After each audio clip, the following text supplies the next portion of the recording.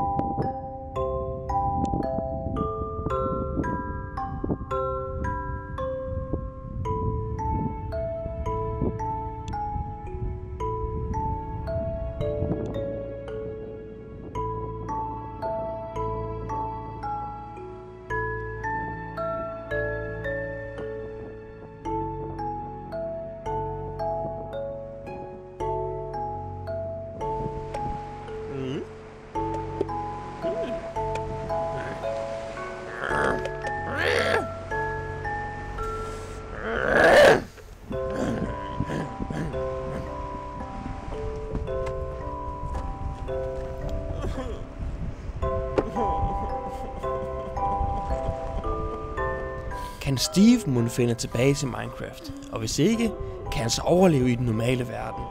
Indtil videre er det jo ikke gået alt for godt. Subscribe til Molotov Studio og se med i næste episode for at finde ud af, hvordan det kommer til at gå med Steve her i Danmark. Her til sidst vil jeg bare gerne sige mange tak til alphageek.dk. Alphageek.dk er sponsor til denne video, det vil sige, at de har sponsoreret Steve Hovedet og Steve Pickaxen. Så de har gjort den her video muligt, og derfor så vil jeg gerne opfordre jer til at gå ind og kigge på deres hjemmeside, se alt deres lækre Minecraft gear derinde. Så hvis du har lyst til at købe en Minecraft gear, så er alphageek.dk stedet. Og så er der bare tilbage at sige mange tak for nu, og jeg håber, at vi ses en anden gang.